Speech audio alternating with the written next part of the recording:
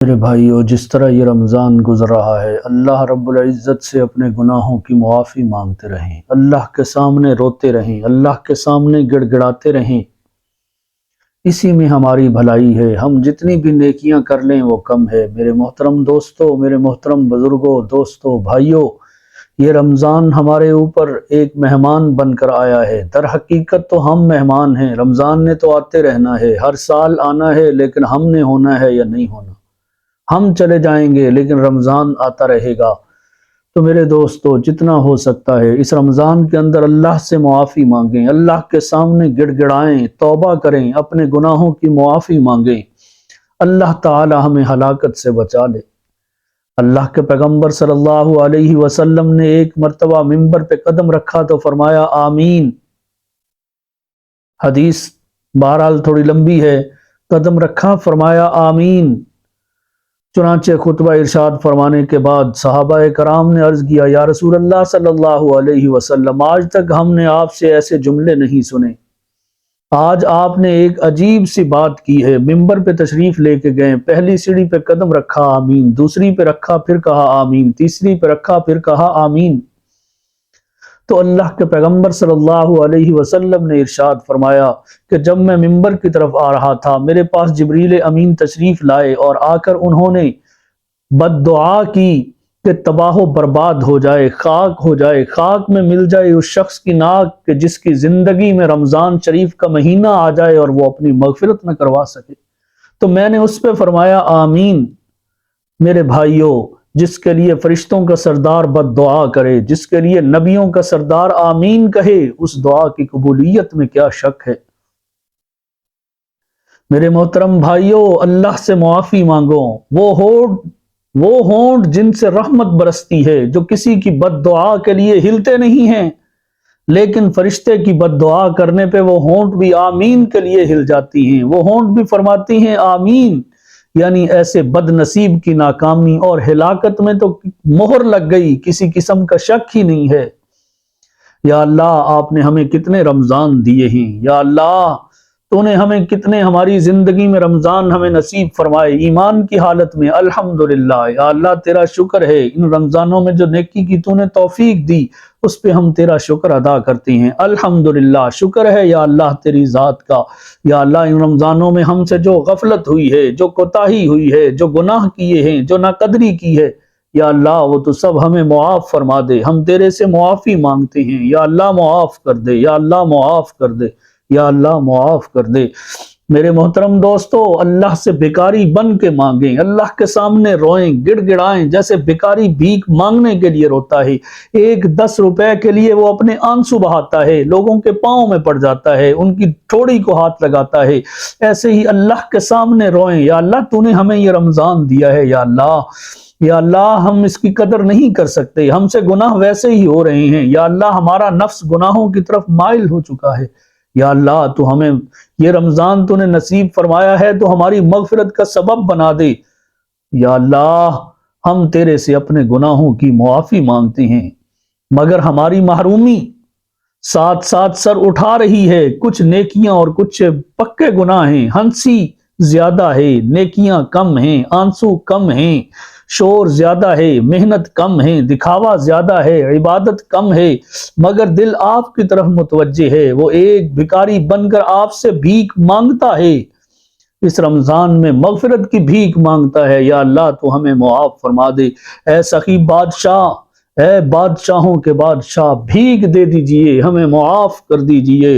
یا اللہ، اگرچہ ہم معافی کے اہل نہیں ہیں، مگر تو اہل المغفرہ ہے۔ آپ کی رحمت بہت وسیع ہے، آپ کی جنت بھی بہت کشادہ ہے، رمضان میں آپ کی رحمت سیدھی برستی ہے۔ اے مالک، ایک رحمت کا قطرہ ہم پہ بھی پھینک دے، اے مالک ایک ہم پر بھی کرم کر دے۔ یا اللہ، سائل دل ایمان مانگ رہا ہے، آپ کی محبت مانگ رہا ہے، یا اللہ معاف فرما دے، یا اللہ معاف فرما دے۔ اللہ رب العزت سے مانگیں، اس رمضان کا ایک ایک لمحہ قیمتی ہے، ایک ایک گھڑی قیمتی ہے۔ اللہ سے دعائیں مانگتے رہیں، ذکر کرتے رہیں، استغفار کرتے رہیں، درود پڑھتے رہیں۔ میرے محترم دوستو، اپنے جسم کو تھکا دیں۔ آج کا تھکانا ہمارے لیے بہت اچھا رہ جائے گا، فائدہ مند بن جائے گا، کل کو قبر میں آرام سے سوئیں گے، آج کا تھکانا ہمارے لیے بڑا عظیم ہوگا۔ حضرت ابو ہریرہ رضی اللہ تعالی عنہ سے روایت ہے، فرماتی ہیں کہ اللہ کے پاک پیغمبر صلی اللہ علیہ وسلم نے ارشاد فرمایا کہ بہت سے روزہ دار ایسی ہیں کہ ان کو اپنے روزے سے بھوکا پیاسا رہنے کے سوا کچھ حاصل نہیں ہوگا، یعنی شرعی حدود اور آداب کی رعایت نہ رکھنے کی وجہ سے انہیں روزے میں بھوکا اور پیاسا رہنے کے علاوہ کچھ حاصل نہیں ہوگا، اور بہت سے شب بیدار ایسی ہیں کہ جن کو رات میں جاگنے کی مشقت کے علاوہ کچھ حاصل نہیں ہوگا۔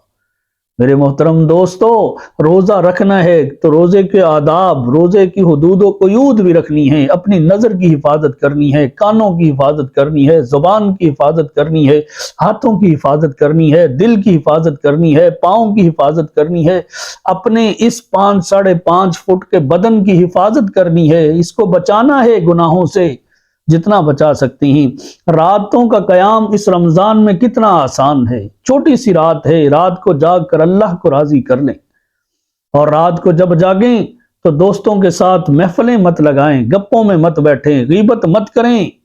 میرے محترم دوستو، اللہ کے پیغمبر صلی اللہ علیہ وسلم نے ارشاد فرمایا، حضرت ابو عبیدہ راوی ہیں اس کے، کہ روزہ آدمی کے لیے ڈھال ہے جب تک کہ اس کو جھوٹ غیبت سے پھاڑ نہ ڈالے۔ تو میرے محترم دوستو، ہمیں ان چیزوں سے بچنا چاہیے، یہ بڑے قیمتی لمحات ہیں، ان سے فائدہ اٹھائیں اور اللہ رب العزت کی رحمت کا سوال کریں اور جھولیاں بھر بھر کر رحمت لے جائیں۔ میرے بھائیوں، روزہ تو ایک ایسی چیز ہے، یہ روزہ اور تلاوت قرآن مجید، جتنا ہو سکے تلاوت قرآن مجید زیادہ سے زیادہ کریں۔